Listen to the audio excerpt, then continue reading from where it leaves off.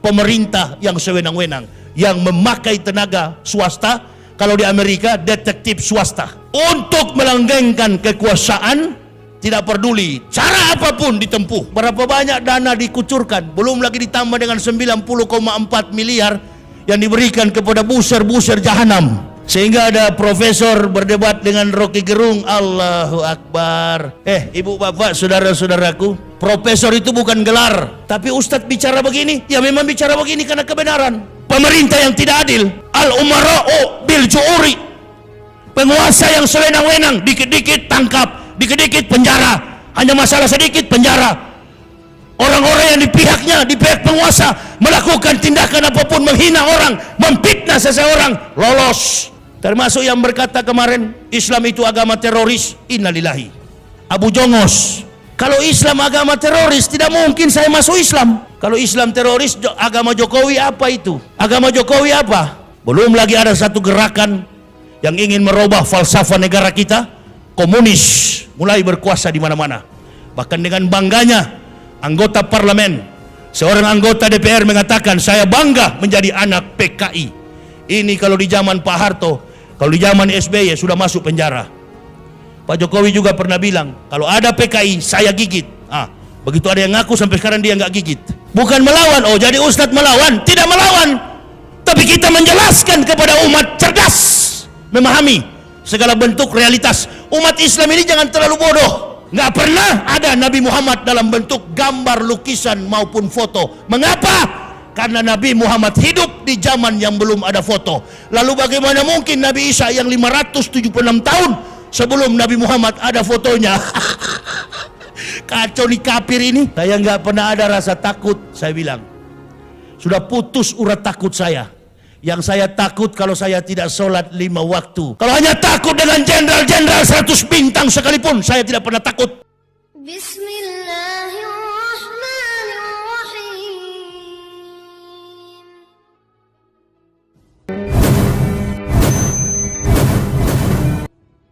Ini munafik-munafik tahu bahwa kami ustadz-ustadz ini punya konsep melampaui dari para politikus. Allahu Akbar. Jangan berpikir bahwa saya, Uwas, Tengku Zulkarnain, Haikal Hasan dan lain sebagainya, teman-teman yang lurus di jalan Allah, kami nggak paham berpolitik. Kami lebih piawai, kami lebih cakap, kami lebih tajam melihat realitas politik. Jangankan politik nasional, internasional, global, kami paham. Makanya untuk menggambarkan siklus politik dalam arus kehidupan global, modernisasi, era sekularisme, digambarkan dalam kehidupan rumah tangga, lebih mudah untuk memahaminya karena kita semua merasakan. Kebetulan Islam ini juga agama yang kontekstual. Apapun yang pernah, sementara dan akan terjadi, Islam sudah mencatat dalam konteks kebenaran Kitabullah Al-Quranul Karim, ditambah dengan panduan akhlak moralitas manusia yang bertutur dari mulut ucapan lisan Nabi yang kita kenal dengan hukum hadis sunnah Rasulullah. Pak Maruf adalah wakil, Pak Jokowi presiden. Ibu dan bapak, bapak dan ibu.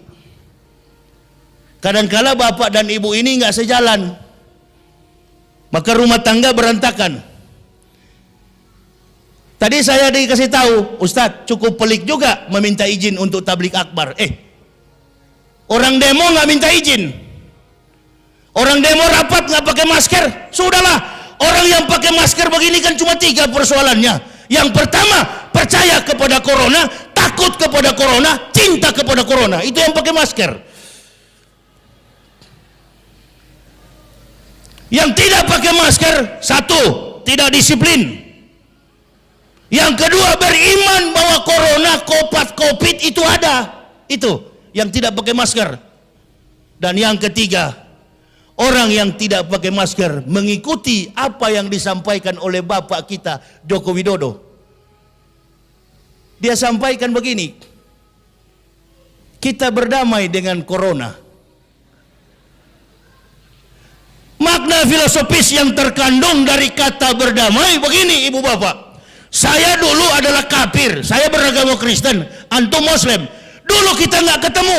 Saya di seberang lautan di Pulau Papua bertugas sebagai rektor di sana. Ibu bapak saudara-saudaraku tinggal di Kabupaten Riau, jauh jaraknya, nggak pernah tegur sapa, nggak pernah ketemu bersalam-salaman.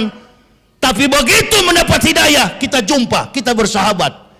Sekarang kita dekat. Nah begitu, jangan takut-takut, rapat saja, dekat dengan dia. Artinya jangan takut. Ini di jalan-jalan orang nggak pakai masker, yang pakai masker takut-takut, kayak betul-betul sehat, padahal bengek. Jadi sudah ada pembelahan di masyarakat dengan masker begini. Jadi yang pakai masker ini, Allahu Akbar, dianggap dia paling sehat. Yang tidak pakai masker dianggap penyakitan. Awas. Saya nggak pakai masker ya. Begitu pemerintah umumkan lockdown, pemerintah umumkan karantina wilayah, karantina diri, karantina rumah tangga, Allahu Akbar. 3 bulan saya nggak keluar rumah karena menuruti pemerintah.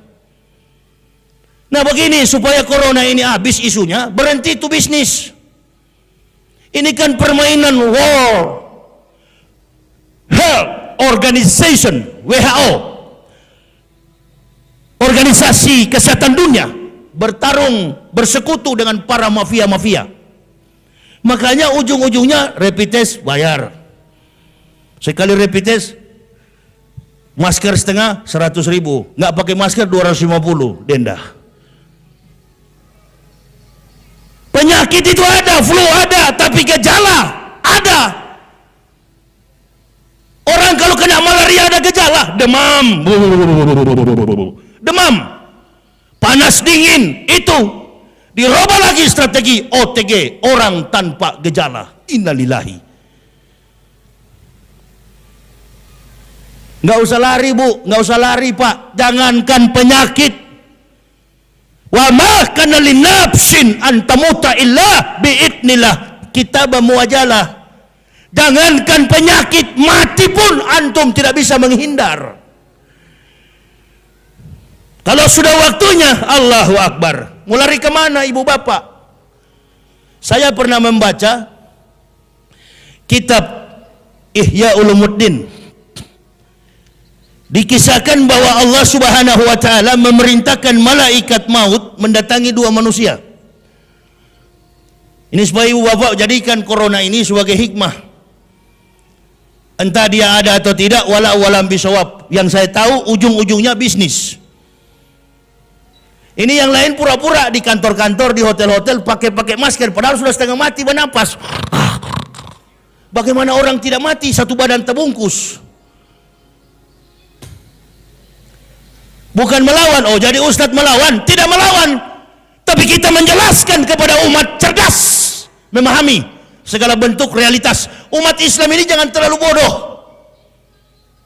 Apa saja yang diucapkan, iya. Datang ustadz-ustadz awal-awal yang mengaku sebagai ustadz, amin-aminkan. Memang sudah terbiasa bangsa ini, baru sebut satu ayat ustadz, baru sebut satu hadis ustadz. Di Makkah dan Madinah, orang dilantik jadi ustadz, bergelar doktor, magister, doktoral, and profesor, sudah membuat karya ilmiah dengan beratus-ratus judul, barulah diangkat sebagai al-mukarram wal mukhtaram, ustaz, guru. Kita baru muncul satu kali TV, baca satu ayat, baca satu hadis, besok ustaz. Baru diundang orang kampung, pergi ceramah 1-2 hadis, ustaz. Gak begitu, makanya banyak ketipu.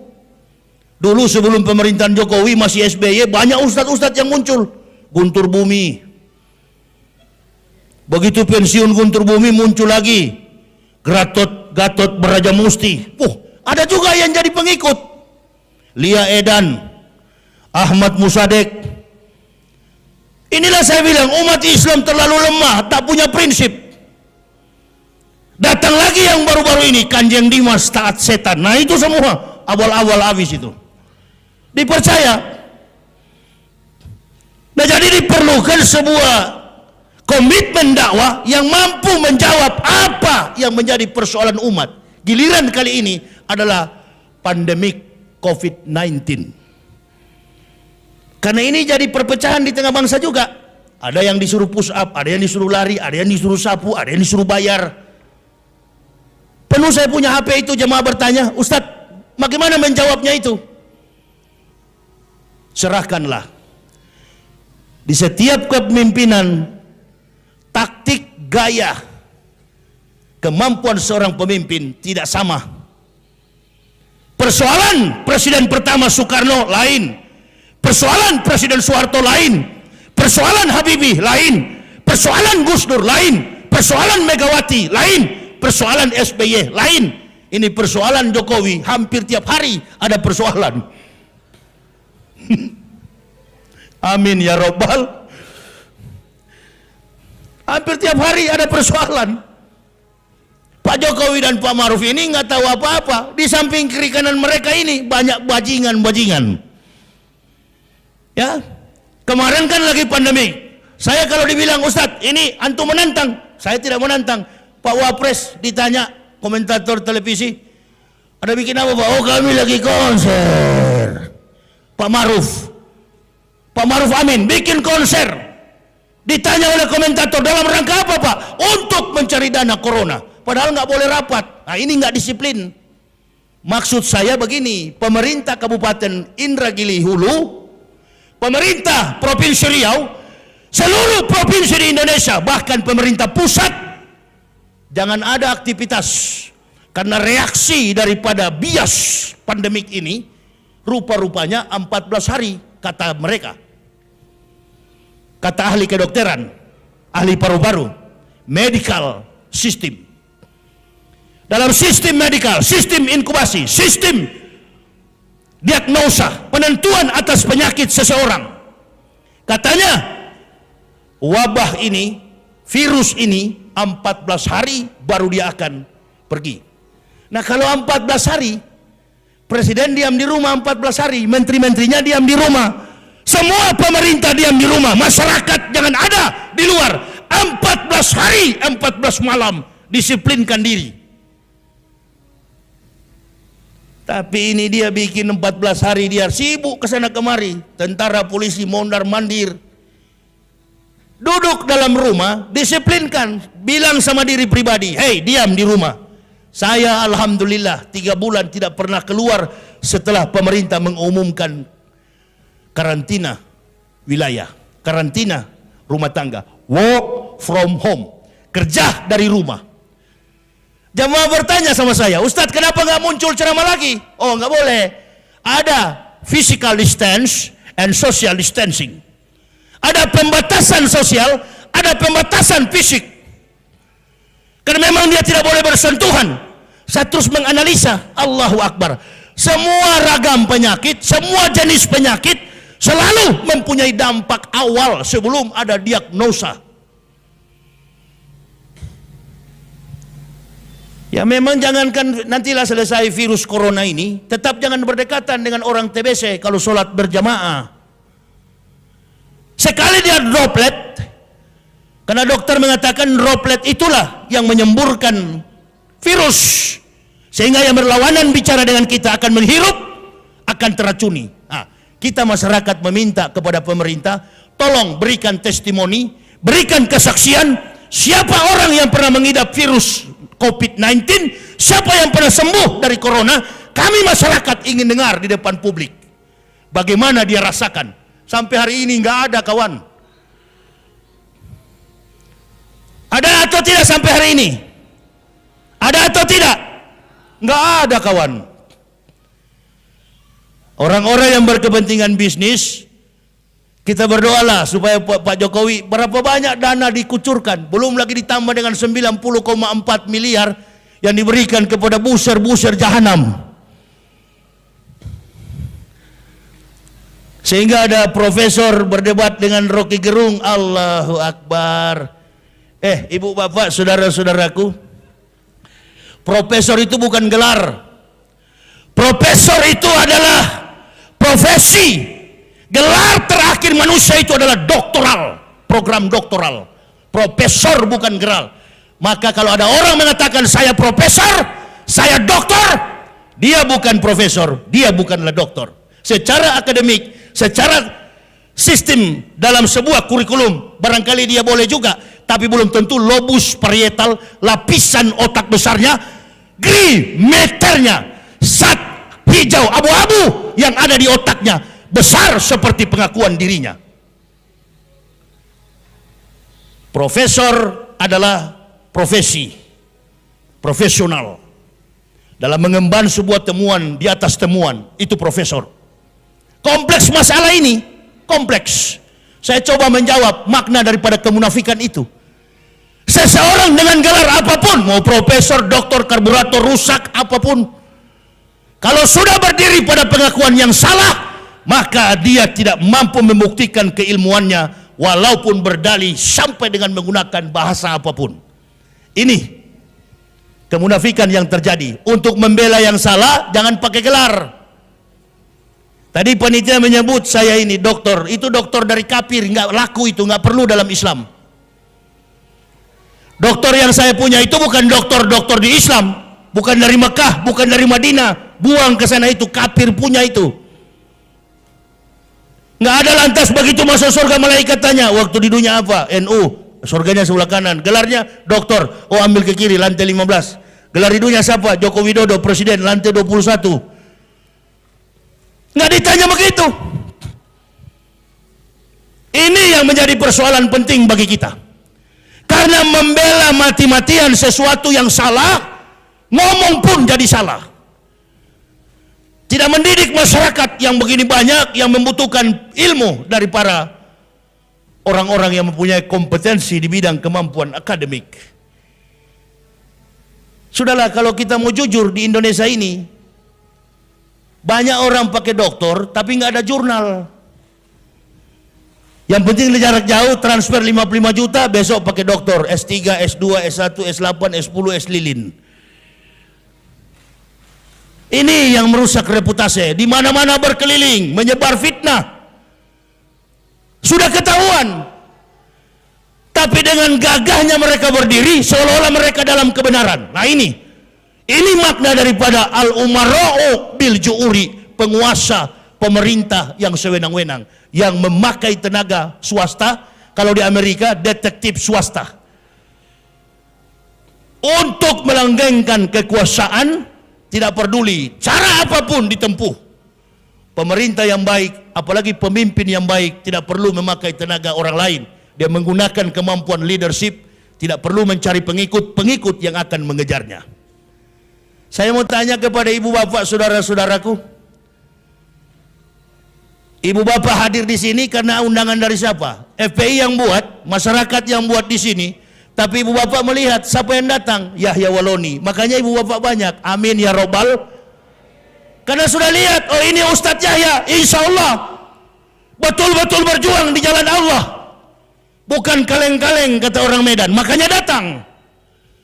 Dan ibu bapak tahu, selama 14 tahun saya berdakwah, saya tidak pernah menggunakan sopir pribadi. Saya keliling Indonesia bersama keluarga, istri dan anak. Pengakuan ini tidak pernah berubah sejak 2006, 11 Oktober sampai hari ini, tahun 2006 sampai tahun 2020. Alhamdulillahirabbil alamin, kami sekeluarga tidak pernah berubah dalam ucapan. Kami tetap berkendaraan mengelilingi Indonesia menggunakan mobil pribadi. Besok saya ceramahnya di Bunut, tanggal 5 saya ceramahnya di Medan sampai tanggal 9. Pakai mobil, dan dari awal saya berdakwah tidak pernah pakai sopir, saya sendiri yang bawa. Kadangkala jamaah bertanya, Ustadz tidak takut dikejar oleh orang kafir? Saya katakan, negara kita negara hukum. Siapa yang melakukan kejahatan pasti dihukum. Saya nggak pernah ada rasa takut, saya bilang. Sudah putus urat takut saya. Yang saya takut kalau saya tidak sholat 5 waktu. Karena itu adalah perintah paling utama. Afdalul a'malu as-sholatu khams. Amal yang paling utama adalah sholat 5 waktu. Itu yang saya takuti. Kalau hanya takut dengan jenderal-jenderal 100 bintang sekalipun, saya tidak pernah takut. Takut dengan siapa? Takut dengan bayang sendiri. Kita orang beriman. Orang beriman tidak mungkin melakukan pelanggaran hukum. Hukum Allah saja dia taat, apalagi hukum manusia. Tapi Ustadz bicara begini, ya memang bicara begini karena kebenaran. Pemerintah yang tidak adil, al-umara'u bil ju'uri, penguasa yang sewenang-wenang, dikit-dikit tangkap, dikit-dikit penjara, hanya masalah sedikit penjara. orang-orang yang di pihaknya, di pihak penguasa, melakukan tindakan apapun, menghina orang, memfitnah seseorang, lolos. Termasuk yang berkata kemarin, Islam itu agama teroris, innalillahi. Abu Jongos. Kalau Islam agama teroris, tidak mungkin saya masuk Islam. Teroris itu ISIS, OSOS, USUS, SS. Itu adalah by design from Jews. Itu adalah gerakan teroris yang dibuat oleh Yahudi dan Amerika. American Israel Public Affairs Committee, AIPAC. Saya tahu itu karena saya dari sana. Dia yang mengendalikan kekuatan supaya apa? Bisa menguasai lahan minyak yang ada di Timur Tengah dengan meniupkan isu seolah-olah Islam teroris. Kalau Islam teroris, agama Jokowi apa itu? Agama Jokowi apa? Islam. Agama Kapolri itu siapa? Idam Aziz, Kapolri. Agamanya Islam. Agamanya Panglima Islam. Kok bisa jadi begini logika kita? Saya yang dari kafir masuk Islam siang malam memperjuangkan agama ini. Antum, Allahu Akbar. Kita nggak pernah sadar jamaah, selama ini kita diadu domba. Ya, selama ini kita diadu domba. Walan tarda ankal yahud wala nasara hatta tatabya milatahum. Di saat kita berkelahi, kafir mulai bermain pemurtadan di mana-mana. Umat kita diambil satu persatu, kemudian dimurtadkan oleh kafir. Belum lagi ada satu gerakan yang ingin merubah falsafah negara kita, komunis mulai berkuasa di mana-mana. Bahkan dengan bangganya anggota parlemen, seorang anggota DPR mengatakan, saya bangga menjadi anak PKI. Ini kalau di zaman Pak Harto, kalau di zaman SBY sudah masuk penjara. Pak Jokowi juga pernah bilang, kalau ada PKI saya gigit. Begitu ada yang ngaku sampai sekarang dia nggak gigit. Ini saya katakan al-ummara'u bil ju'uri. Kacaunya ukhuwah Islamiyah yang kedua, wal arabu bitasubi. Orang Badui yang fanatis suku. Wal arabu bitasub. Orang Badui yang fanatis suku. Saya senang jadi orang Islam. Kenapa?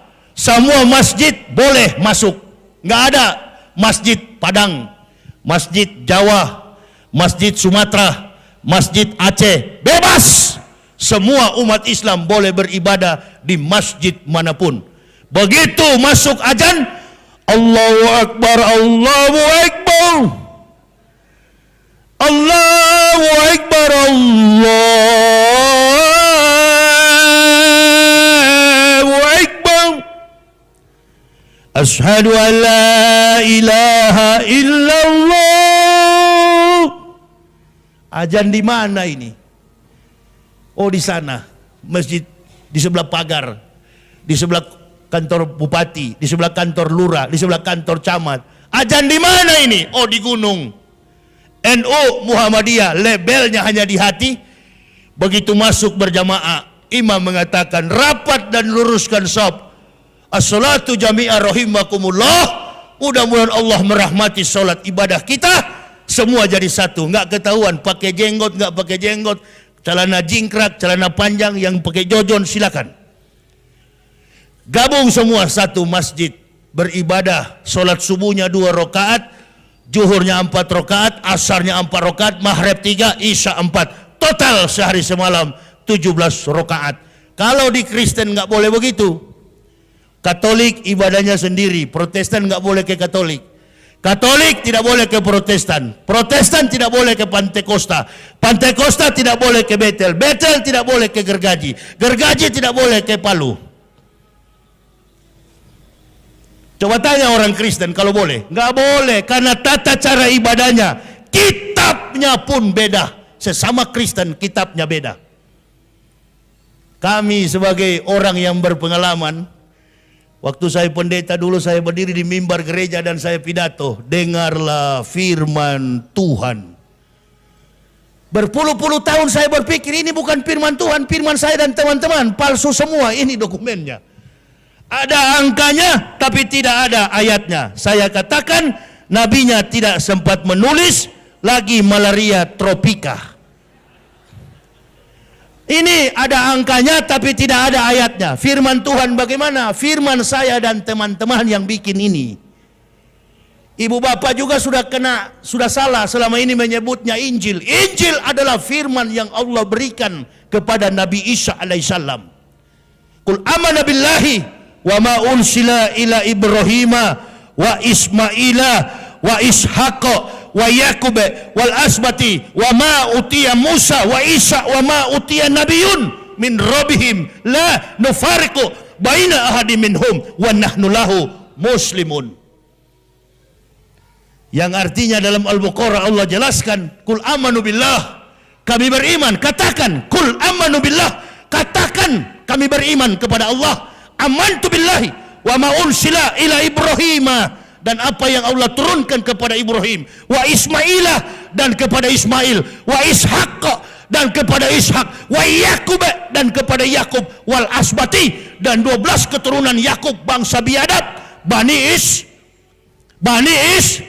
Israel, wal Yakub wal asbati wa ma utiya Musa, dan apa yang Allah turunkan kepada Musa, wa Isa, dan kepada Isa, Injil. Makanya ada rukun iman yang ketiga dan keempat. Beriman kepada Nabi dan Rasul, beriman kepada kitab-kitab para Nabi dan Rasul. Jadi kalau ibu bapak mau cari Injil yang asli, itulah Al-Quran. Isa adalah Nabi kita umat Islam. Yesus adalah Tuhan Kristen. Isa bukan Yesus, Yesus bukan Isa. Lakum dinukum waliyadin. Isa tidak bisa divisualisasikan. Ibu bapak saudaraku, pernah hadir maulud Nabi? Pernah hadir maulud Nabi? Adakah Nabi Muhammad fotonya dibikin begini? Adakah fotonya dibuat begini seperti Habib dan saya? Seperti panitia? Ada atau tidak? Nggak pernah ada Nabi Muhammad dalam bentuk gambar, lukisan maupun foto. Mengapa? Karena Nabi Muhammad hidup di zaman yang belum ada foto. Lalu bagaimana mungkin Nabi Isa yang 576 tahun sebelum Nabi Muhammad ada fotonya? Kacau nih kafir ini. Bule dari mana jadi Tuhan? Ini bukan menyinggung orang Kristen, mengatakan orang Kristen kembalilah masuk Islam. Menyerah sajalah kalian, sunat. Di sini ajaran Nabi Isa di Islam. Ibu bapak jangan berkata bahwa Nabi Muhammad bawa Islam. Argumentasi dari mana itu? Tidak teologis. Nabi Muhammad bukan membawa Islam. Nabi Muhammad menyempurnakan Islam. Pada hari ini, wahai Muhammad, kata Allah, kami sempurnakan Islam menjadi agamamu. Jadi Nabi Muhammad bukan bawa Islam, karena konsep syarah, konsep syariat Islam sudah dilakukan oleh Nabi Isa dan nabi-nabi sebelum Al-Masih. Saya kasih contoh. Dalam surat 19 Al-Quran ayat 30 sampai 31, Isa berkata, qala ini Abdullahi atani al-kitab wa ja'alani nabiyah wa ja'alani mubarakan aina ma kuntu awsani bi sholati wa zakati wa dumtu hayya. Isa berkata, saya ini hamba Allah.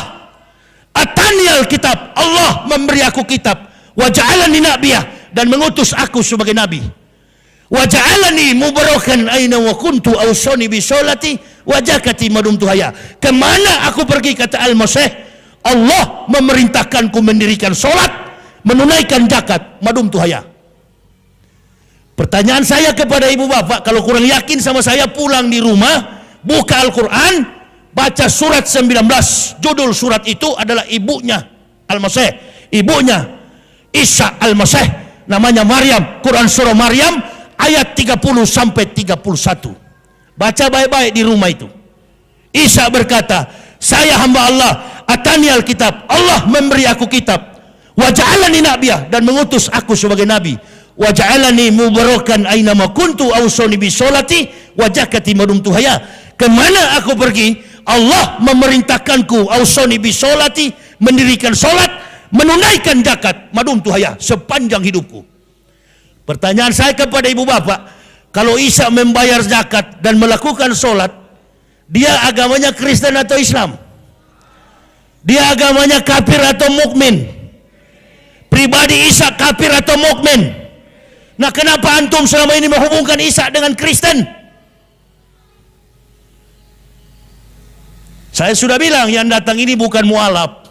Antum semua ini yang mualaf ternyata. Jadi jangan pandang enteng ya. Jangan menganggap kita dari kafir begini nggak mengerti. Kita lebih mengerti daripada bapak ibu. Jadi jangan khawatir keislaman kami. Insya Allah saya orang Sulawesi. Berulang-ulang saya katakan, saya orang Sulawesi, tapi saya hidup dengan prinsip orang Melayu. Lebih baik mati berkalang tanah daripada hidup bercermin bangkai. Allahu Akbar. Nggak pernah saya bergantung kepada makhluk. Saudara-saudara saya, Front Pembela Islam di sini tadi malam jam 9 saya tiba. Mana Ustadz? Dengan siapa? Dengan saya dan istri anak. Kalian mau tanya-tanya kayak belum tahu saja. Dari dulu saya cuma dengan anak istri. Orang bertanya, Ustadz nggak takut dilempar batu sama orang kafir? Di atas peri saja saya ngomong ada kafir di samping. Kafirnya pakai kalung salib besar. Badannya dari ujung jari sampai ke belakang sini penuh tato. Saya sambil telepon, saya bilang kafir-kafir itu masuk neraka. Ada dia di situ. Mampus kau. Saya di atas peri, panitia dari Medan telepon. Sudah di mana Ustadz? Saya di atas peri kawan. Kapan tiba di Medan? 5 hari 5 malam. Lewat feri, kapal peri. Sementara saya ngobrol, tidak tahu di samping reling kapal itu ada si kafir lagi main-main handphone. Pakai baju you can see. Baju singlet yang satu tali itu, mulai dari jari sampai tulang belakang sini penuh tato. Saya bilang pokoknya di luar, karena saya sudah nggak sadar ada dia di bawah. Saya bilang dia kan menghadap punggung, jadi saya nggak tahu. Begitu dia menghadap depan begini, ternyata salib. Saya bilang sama panitia, pokoknya yang kafir neraka habis, Muslim masuk surga. Dia balik begini tengok, Allah salib. Saya bilang dalam hatiku, mampus kau. Bukan cuma di sini ceramah, di luar-luar pun ceramah. Nggak takut Ustadz? Takut sama siapa? Takut kalau nyolong, takut kalau ngambil sandal di masjid, nyolong uang negara, itu takut. Berbuat maksiat, berzina, melakukan perampokan, melakukan perbuatan di luar ajaran Islam, itu nggak boleh. Musyrik, tasyrik, musyrik, merayakan hari raya orang-orang kafir, bergaul dengan kafir, bermunafik terhadap Islam, menghancurkan agama Islam, itu harus ditakuti. Karena sekarang lagi musim ini munafik ini. Itu muncul di televisi, jidatnya sampai bulat besar di sini, kayak ceret ini. Apa ini? Hitam penuh. Bela-bela munafik, bela-bela kafir. Orang mana? Ya orang Riau inilah dia. Siapa Ustadz? Cari tahu sendirilah. Saya sudah berapa puluh kali dilapor jadi nggak mau jelas. Ya? Ngaku Islam, jidatnya tapi anehnya setiap muncul di TV baru jidatnya hitam bulat begini. Kalau orang sholat kan jidatnya cuma kecil-kecil, biasa bulat kecil. Ini bulat besar seperti disodok di aspal dulu. Sebentar malam kan mau muncul di ILC, ambil setrika, tempel. Bukan begitu ibadah. Kata orang Arab, yastakuna minan nasi, wala yastakuna minallahi. Kau bersembunyi di hadapan manusia, di hadapan makhluk, di hadapan Allah, antum tak mampu bersembunyi. Maka lihatlah, hari ini sehat, besok sudah ke rumah sakit, bungkuk. Kenapa? Aduh sakit. Berak pun, kentut pun susah di Indonesia. Pergi ke Singapura, pulang tinggal nama, habis, mati, wafat. Nggak sadar-sadar nih orang-orang ini. Dia jadi pejabat karena masyarakat inhu. Amin ya Rabbal. Begitu jadi pejabat, Islam yang disasar. Saya nggak pernah takut. Di mana Ustaz? Nggak ada saya takut. Saya nggak pernah takut. Ustadz nggak diganggu orang kafir. Ya sering juga dulu, waktu saya sering ceramah ke Manado. Tapi alhamdulillah sudah banyak yang masuk Islam di Manado. Nggak pernah saya takut. Apa Ustadz pernah alami yang begitu-gitu? Enggak. Kalau di jalan, kalau tengah-tengah malam ya pernah alami yang makhluk-makhluk goib. Kadangkala sudah kecapean, duduk, mampir di tengah hutan, istirahat, AC dijalankan, putar lagu qasidah. Istri saya tidur, anak saya tidur, ganti Muammar Jet mengaji. Kami tidur di dalam mobil. Kadang-kala ada yang menangis di samping mobil, ada yang ketawa. Ya biasalah, setan, makhluk-makhluk halus kan ada di dunia ini. Begitu saya intip, hilang. Ada lagi yang ketawa. Nah itu aja yang saya khawatirkan, makhluk halus. Kalau di Kristen nggak pernah menghadapi yang begitu, karena memang sama-sama halus. Yang saya alami ya itu, nggak pernah, jarang sekali di orang Kristen keroyok atau apapun. Di mobil saya juga ada samurai, hampir 2 meter panjangnya, ganggu kau kurimbas. Coba. Sudah aku bilang, di viral di YouTube di mana-mana. Saya nggak punya kawan, cuma samurai hampir 2 meter. Kau ganggu saya libas. Itu aja. Nggak pernah pakai pembela. Bodyguard saya ada di mobil itu, umur 3 tahun. Namanya Muhammad Ibnu Syawal. Itu bodyguard saya, my bodyguard. Muhammad Ibnu Syawal, anak saya bungsu laki-laki. Itu yang kawal saya. Ibu bapak, ini ustu bi rabbi wa rabbukum. Bergantunglah hanya kepada Allah. Pembelaan kita hanya kepada Allah. Selagi kita ikhlas di jalan Allah, yakinkan sajalah bahwa kehidupan kita ini akan senantiasa mendapat pertolongan dari Allah. Kita mencoba untuk memberantas kebatilan dan meluruskan jalan kebenaran ini. Karena semakin hari saya lihat Islam ini, giro keislamannya, cahaya Islam ini makin hari makin pudar, makin hari makin kabur. Orang-orang sudah dirundung dengan berbagai macam persoalan ekonomi, persoalan politik, persoalan macam-macam. Nah inilah kami datang, mudah-mudahan dapat memberikan pencerahan kepada ibu bapak. Insya Allah kalau belum puas, nanti malam masih ada ceramah saya di masjid apa itu? Di Masjid As-Saadah. Insya Allah habis dari situ saya pulang istirahat dan besok akan ada di Bunut. Di lain waktu kita bisa jumpa kembali. Ibu bapak, ini yang bisa saya sampaikan. Mudah-mudahan apa yang saya sampaikan ini dapat memberi setidak-tidaknya motivasi kita untuk selalu sabar menghadapi kehidupan sekarang. Berdoa meminta petunjuk dari Allah agar ada pemimpin yang baik di negara kita di kemudian hari. Dan saya sampaikan pula di kesempatan ini, ada buah buku yang saya bawa terkait dengan biodata lengkap saya. Ini bapak ibu yang ingin memilikinya, ini dokumen saya ketika mempendetakan para pendeta dan membongkar kebohongan dokumen kafirin. Kami sekeluarga memeluk agama Islam. Bagi yang berminat untuk memilikinya, silakan ambil di mobil saya, tapi bayar. Sudah diam-diam pikirnya gratis ini Ustadz kasih. Enggak, kami kemana-mana tidak pernah meminta biaya dari panitia. Tapi kalau sudah disiapkan, apa boleh buat. Ini kami bawa untuk membantu perjalanan jihad dakwah fisabilillah. Tangan di atas lebih mulia daripada tangan di bawah. Kami tidak pernah ada manajemen dakwah. Kami berdakwah dengan meletakkan keikhlasan di hadapan Allah. Allahumma habib ilainal iman.